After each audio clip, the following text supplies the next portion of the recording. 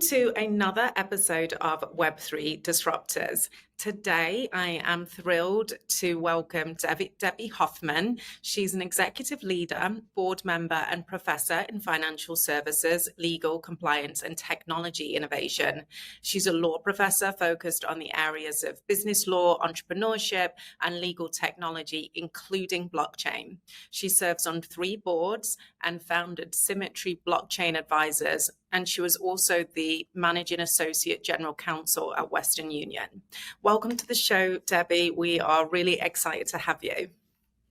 Thank you, Jeanette. I'm so excited to be here. I appreciate you having me on the show. Yeah, no problem. I'd love to kind of dive right into it. So you've had a phenomenal career. It would be really helpful for our listeners to understand a little bit about your journey and what brought you into the world of blockchain.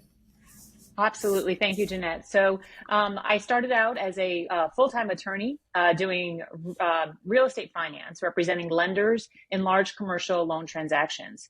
I've also been an in-house counsel at a real estate lending type of company, more from the outsourced service provider perspective than actual direct lending. So seeing lending across the life cycle. And I have been a professor of law in a variety of capacities, real estate, corporate, as you discussed, business law, entrepreneurship, and also started my own company in blockchain. So what really got me interested in blockchain is having had a career, as you can see, in lending, primarily in lending, being able to observe a supply chain within an industry and understanding how a technology like blockchain could be transformational.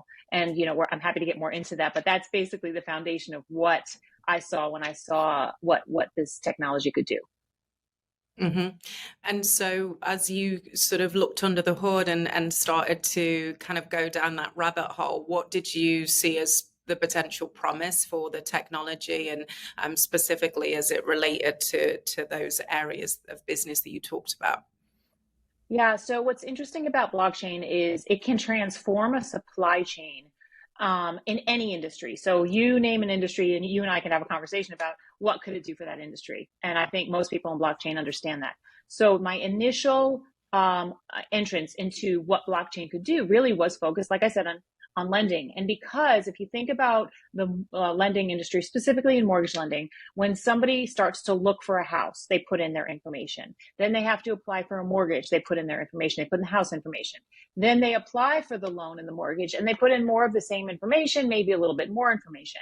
That loan itself eventually closes, having all this information from appraisal to title to the borrower information to the property history. Well, that's title, but some other things.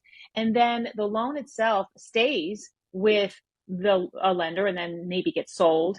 And the people that own the property maybe move on and buy other property. But all that information, we've already put it in once. And then when the people go to buy a new home or when the loan gets sold, it starts all over again. And so the loan goes into I'm going to take the loan aspect of it first. It goes into the secondary market. It gets sold. Maybe it gets traded. There's servicing involved of trying to collect the monthly payments from the borrower. And then, there's a bunch of things that have to happen. And so what I saw from the lending perspective is this entire supply chain is so disparate, and there's not a lot of technology that helps it. And there's not a lot of there's the same information that's used over and over again, but it gets lost.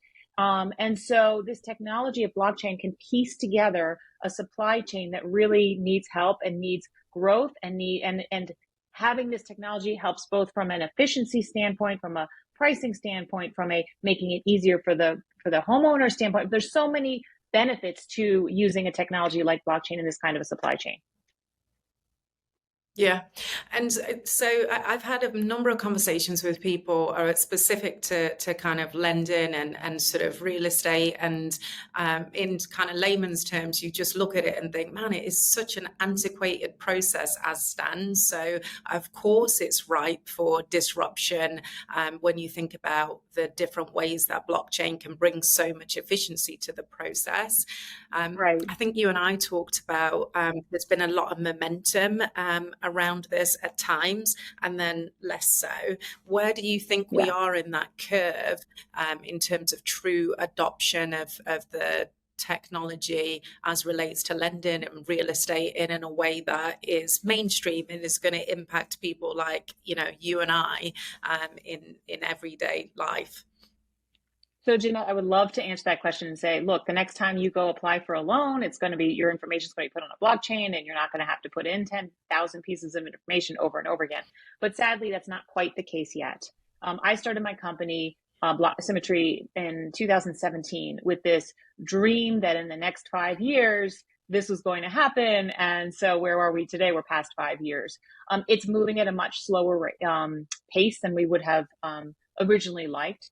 But so the take on this is that this technology is here. It's not going away. It's not like people can, say, oh, blockchain isn't ever going to take off. But that can't be true, because what it does is it transforms the technology that we've had previously. So maybe it won't be in the form that we see it today, but there will be a type of blockchain technology that is used in this industry at some point. We are beginning to see companies that use it. So that are, they're the kind of the ones that are really forward thinking and able to help and see where it can be used. And, there's a lot of company, actually not a lot, but there's a few that are in those areas. What we don't have, Jeanette, is what I call like the market mover. We don't have in lending. So for instance, there might be a JP Morgan using blockchain, but in mortgage lending, not so much. But what we really need to have this move forward is a market mover, a name company, or maybe a GSE. I've always talked about this, but likely it'll probably be more of a private independent bank that is able to say, this is what we're doing, and we've adopted this many partners, and we're able to make this happen. So it's beginning to happen. Like the name is Figure is the biggest name in mortgage lending, or liquid mortgage, and BAP are smaller. And there's people that do it with asset trading like Invenium, but we don't have a Rocket, Quicken, one of the larger independent mortgage banks really saying we're doing this. And that's what it's going to take. It will happen. It's just, we're not there yet. Yeah. Yeah. Okay. That's great context. To what extent does the kind of conversations that have been happening around regulation impact this area, would you say? Yeah, that's a great question. So look, regulation always affects everything in lending. That's been kind of the bane of my existence in my career as a lawyer in the mortgage lending industry. But that doesn't mean that it will at all hinder the movement of being able to put information on a blockchain. And people always get very nervous, but there's GDPR, or there's other kinds of, all these, there's a lot of regulations with regard to lending. And you can always point, in most industries, you can point to regulatory hindrances. It's the way the blockchain is built. So the way I analogize it is the easiest way, I think, for people to kind of understand this is, look at a tree. The trunk of the tree is the main information that's publicly available. It doesn't have private information, and that's going to be on the blockchain.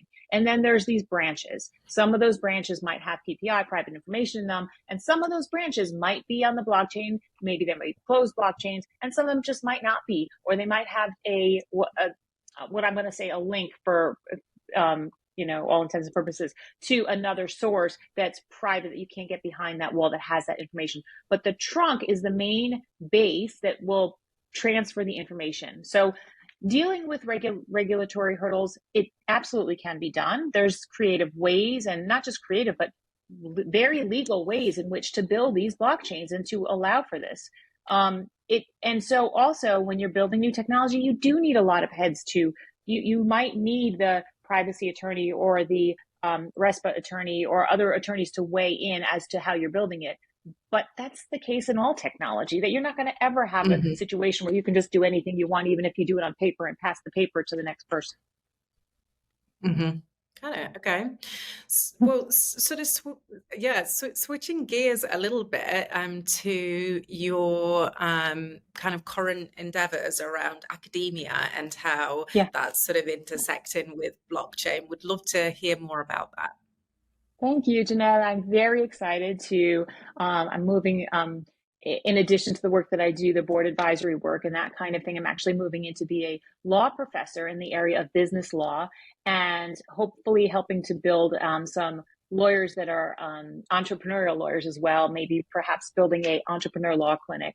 And so as I move into this opportunity, it's incredibly, I'm very excited about it, because all the things we're talking about, you and I can talk about it, and we can work for one company and try to make the difference with one company, which is, what I've done in my career. But the opportunity to have multitudes of legal minds that can go out and be innovative, to be able to share my passion with them, to be able to open up doors to things that they might not have seen before, is just incredibly exciting to me.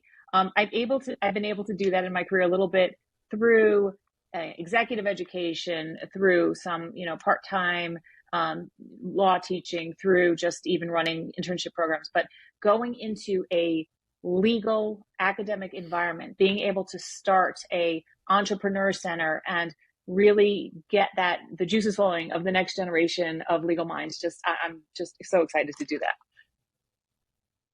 Yeah, that's exciting. So, what's the plan going forward? So, when does this launch? And Yeah. really, who are the people that are signing up for this program, right? Like, who's the ideal sort of target demographic for you?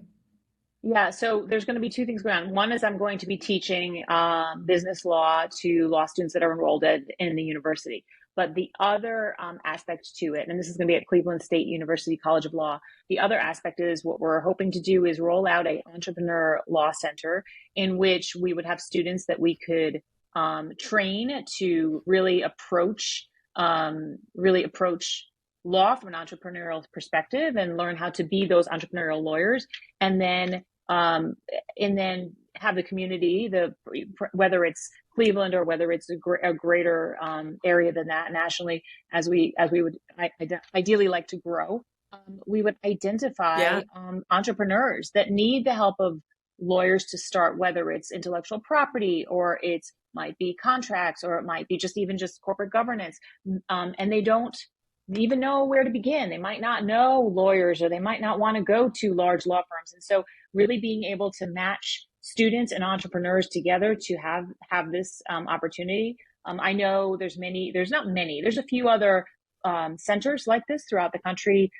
So like Northwestern and Boston, I think Boston University and MIT and Michigan, I know they all have some of these, and there's other law schools that have them. But this is the wave of the future, to be able to have these entrepreneur law centers, to be able to match students and business people together. It's really what we need in order to have the innovation in these industries. Mm-hmm. And what do you think kind of will set your program apart from the things that are already those other programs that you referenced? Yeah, well, so the fact that I can even name the programs means it's not, there's a handful of them, means we need more. Think about the amount of entrepreneurs out there and the need. So historically, law schools have really focused their clinics and their centers on litigation clinics or certain other areas. Transactional law and entrepreneurship is really more of the newer areas that law schools are beginning to look at. So what's exciting is that this will be one of the earlier centers developed. And again, still in the early stages of the law of hundreds of law schools, I could hand you a short number of list of who has these centers. So being able to make a difference early on is really, in terms of law schools and centers, entrepreneurial centers, that's what's so exciting. That sounds incredible. Really excited to sort of follow your journey around that. Thank you. The other area that you and I had spoken about a little bit was, you're a board member for, I think, a number of different organizations. What advice would you kind of provide for others that are looking to kind of tread that same path? Oh, thanks, Jeanette. I appreciate the opportunity, because I do think this is a really great area to talk about, and particularly to talk about with women, because as you and I have even referenced this in the past, women are almost afraid to take something on if they say, well, I haven't had all of that experience. I don't check the boxes for everything, so I'm not going to go after it. And so when we think about board roles, serving on boards, what are the boxes that have to be checked? And you have to have experience. Have to know how to advise people. You have to know your kind of protocols and be able to take a seat at the table and not be afraid to, to really make a difference. And a lot of women have those characteristics, but they may not even realize they have those characteristics. So I really think the first thing is kind of just getting your feet wet with some role, whether it's non-for-profit or whether it's advisory boards. I've been on a number of advisory boards. And then kind of looking to what the next step is. And so for me, the next step is a real board role that is at a growing private company. It could be at a public company too, but really a company that more than just an advisory kind of role. And so in that, I call it the board journey of really finding that you need to network, you need to know how to grow your resume for that particular board purpose and not just the purpose of finding the job. You need to know, I've identified a lot of webinars and groups and other people to talk to about sort of different viewpoints of how to find those roles. And Jeanette, one of the biggest things is it's not like a job where it's going to be 3 months and you're going to have this fantastic new job. It's a board journey, and finding the right board seat for you that's a good fit for your experience and your expertise. It takes time. So it might take a year or 3 years. And there just has to be patience there. But if you can identify your value and identify that you're networking and you're working your resume and you're training yourself with all the right situation, for instance, if corporate governance or whatever the background is that you have, mine would be particularly in corporate governance and technology and legal and some other areas, then you are all doing everything you can, and it eventually you should hopefully make the right networks to make it happen. I think that's really great practical advice as well for people in terms of sort of starting out and maybe understanding that it's definitely a journey to navigate and to put yourself in that position, and that there's things that you can be doing along the way.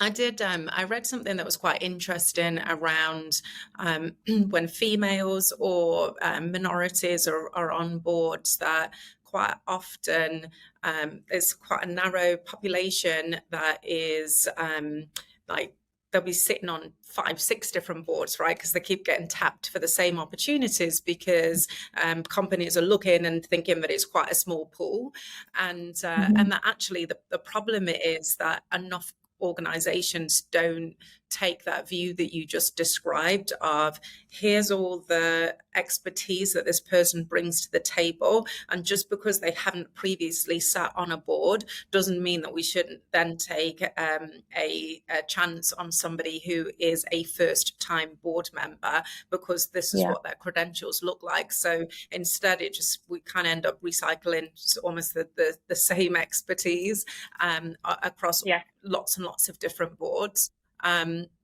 What advice would you give to companies that are building their boards and really ideally, hopefully cultivating quite diverse perspectives? Yeah, that's a great question, because Jeanette, sadly, I have experienced that very much so. I've never sat on a public board, although I've run corporate governance for a worldwide company overseeing hundreds of boards. So but yet I still have had pretty much recruiters say to me, "Oh, but you haven't sat on a public board," and like poo-poo. And so you have to have thick skin and say, they don't know me, they don't know what I can bring to the table. So let's just start with that. Like, it's that you have to have strength in yourself to start this board journey, and know that what your skills are and what you bring to the table, and you might get rejected and you have to be able to accept that. So but move on from that. Okay. And so Jeanette, we had also talked about, recycling board members and how do we get out of the routine of having the same people go to companies. So what's so interesting about that is, as I've been on the board journey, I have talked to I've done a lot of networking, and what you find is that it's the same people on the boards because their networks are limited to those people. So we all have networks, and what we need to figure out is how to overlap those networks. So from the perspective is I have a somebody I know who is very well networked. I'm going to say in the Boston area, particularly with more men than women. And he has been able to share some of his networks with me. And luckily, I've been able to break into people that I haven't known and things that I haven't known about. And so the point is that we can't stay within the same networks that we've been in or people that we know. We really, the only way to make changes is to kind of break through the status quo of who's already on these boards and the people that are already on these boards. Now, is that easy? Not at all. Not at all. And so the only way to make that happen is that we just have to kind of push our way into these other people, areas, places you haven't been to, conferences you haven't been to, people you haven't spoken to. Somebody you might pick up the phone and be like, I haven't spoken to this person, or I met this person once or twice. Picking it up, because if you don't push yourself to talk to and network with the people outside your comfort zones or the people that you do daily, number one, we're going to continue to have this recycled network. The other thing I will tell you is I actually have been slightly surprised by the people within my own networks that do offer to introduce me to outside of these, the closed limited groups that I've been in, and say, hey, I sit on this board and let me recommend you. And so I've had people do that. I'm not telling you it's always that easy, but you have to make sure that you verbalize to your own group, your own networks, that you're looking for this new board position. Mm-hmm. Yeah, so it's interesting. As you were walking through that, Debbie, I started to think about how important sponsorship of others and even mentorship starts to become in terms of just being really really well positioned. You are a great example of this, by the way, in terms of sort of sponsoring and kind of helping other people. I think in the short time that we've been connected, you've introduced me to so many kind of great people and offered some really great resources. And so I think that's a really prime example of women supporting other women. But looking at kind of the broader context of sponsorship and mentorship, how important has that been for you within your career? So I think I've been lucky in the sense that I've had a tremendous amount of it, and I've developed a kind of almost like a natural ability to figure out who might be good matches for people. And I just love doing that. I did not know that was one of my strong points when I was 25, 30 years old. I didn't know that until in my 30s, I think I just started doing it naturally. And I was like, oh, I play the game of memory in my head, and I think about who might be good. And when I meet people at cocktail parties, I'm like, oh, they could be. And so I think it does become somewhat of a natural talent after a number of years. And not everybody likes that, and not everybody. So I can't say that it's for everybody, but I definitely get joy out of that. But what I would recommend really more than anything else is encouraging, encouraging, whether it's your peers. I mean, I often do this with my peers, or whether it's somebody in there, that are a decade or two junior to you in their career journey, is to really encourage them to think about everybody they meet as a potential network in their future. Don't burn bridges. Like, it's just don't burn bridges. I don't know how else to say it. Treat everybody, even if you're upset with somebody, just leave it at that, and just, go your next chapter, because you never know when people come around. And two is encourage I almost like say the shy or the quieter, the people that don't see their values much. Encourage them to kind of get outside of themselves, because those are the biggest challenges. The people that are really introverted and don't know how to spread their wings. And if you can say, hey, sometimes I'll see something, I'll be like, oh my gosh, this is perfect for you. Go apply for this. And I do that a lot. But what's more exciting is, this just happened to me the other day. Somebody wrote to me and said, hey, Debbie, I know about this program. I know you had talked about it. I just applied for it. And I was like, Yes, because what that means is I don't need to advocate for them anymore. They know how to advocate for themselves. And that's the goal of being able to say, go do it, go do it, go do it, is when they finally realize, like, I don't need Debbie to say, go do it. I can do this by myself. So I think that's like a huge thing. And then sponsorship, mentorship, all of that. I have been so lucky to have those over my career, and I hopefully I'll continue to have those. I'm very excited about next steps because the people that I have seen so far in my next role, they seem to be very, very good people. And so when you surround yourself with good people, you find people that support you, you find those sponsorships and mentorships naturally. And when you work hard and you deserve it. So, if I think back on my career, the people that became my mentors were because I did a good job for them and they saw that. And so if, and you're apologetic, or you understand when you're not able to meet goals, and you're not just apologetic, but you are able to verbalize why you can't do something if you can't do it, and other approaches. So I think you earn those sponsorship and mentorships. And again, luckily, I feel very fortunate that I've had those in my career. Mm-hmm. Yeah. Well, so listening to, really kind of taking the context of a lot of the things that we've talked about, you've had such a sort of successful career, and you are so widely respected within your field. What would you say, kind of looking back, has been one of the more transformative moments for you within your career? Because it's oftentimes not always when it's plain sailing that we sort of learn the most, or kind of grow the most.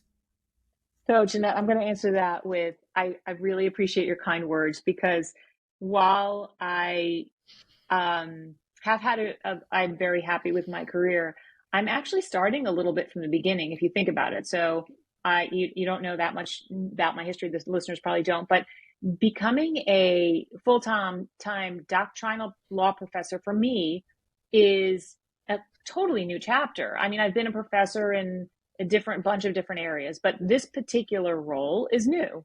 And so I'm really excited about it. But what the lesson I'm going to talk about here is just that it's almost like, no matter how many times you can become an expert in what you're doing, you can always find new roles and new ways to take on challenges and kind of reinvent your expertise to a way that you are climbing the ladder again. And that's what I'm doing. Like I am choosing to go into academia from a pretty long corporate career because I'm super excited about what that means to me and the difference I can make in the world.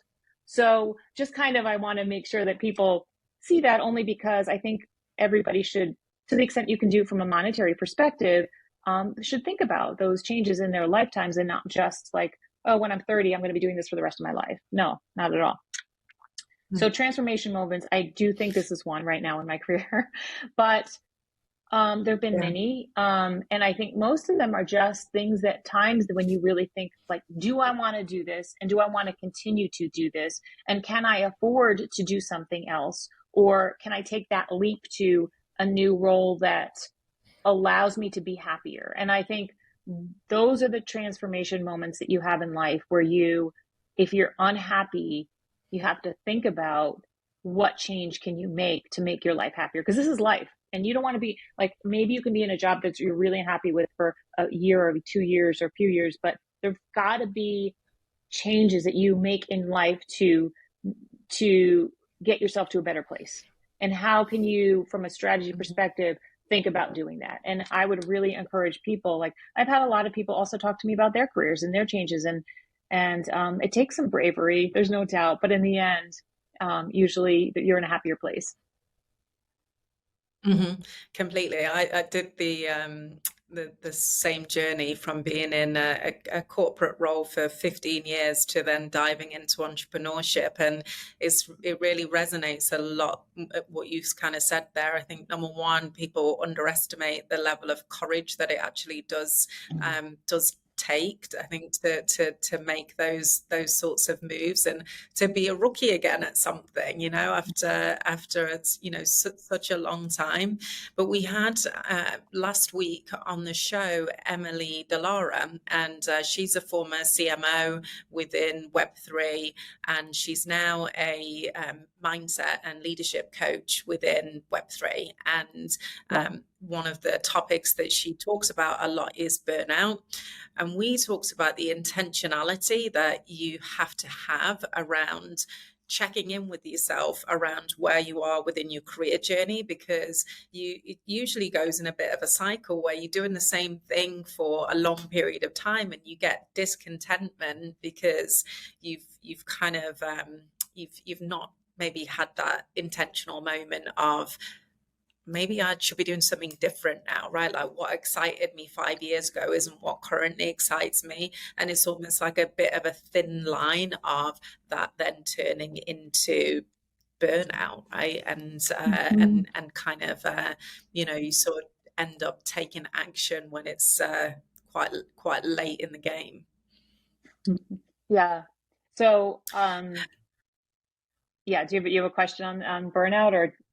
No, go on.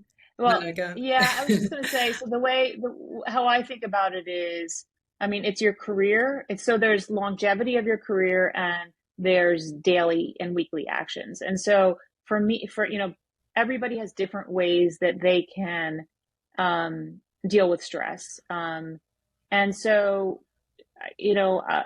with there's always family stresses, of course, with parents or children or whatever it is. And so I really still am a true believer that you have to find time for yourself and you have to carve that out. And so whatever that means to you, whether it means just resting or reading a book or going for, some kind of fitness, whatever that means, whatever it is. But if you can calendar that, I'm a calendar, but if you can calendar in that time every week and say, on Wednesdays from 5 to 6, I'm going to carve this time out. I think for me, that has worked in terms of calendar, looking at my schedule and saying, where can I find the time for me? Because I find if you don't carve that out, it just doesn't happen.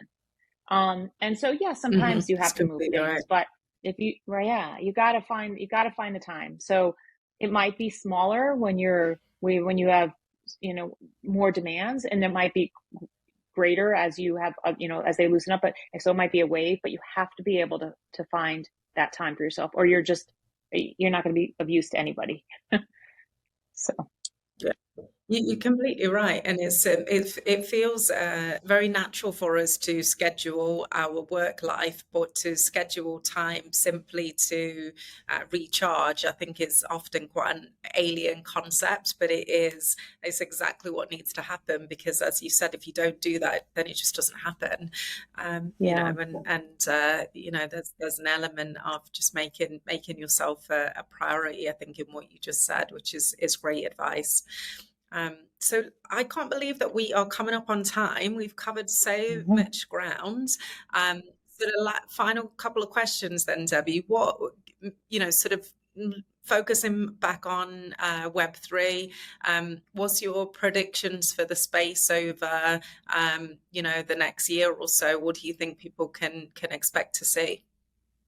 Yeah, well, so it's an incredibly interesting time from two perspectives. From the cryptocurrency perspective and the regulatory environment in the U.S. And so, recently the SEC versus Ripple ruling came out, which was an exciting ruling for the cryptocurrency industry, just to say, hey, we're not all going to be ruled by one.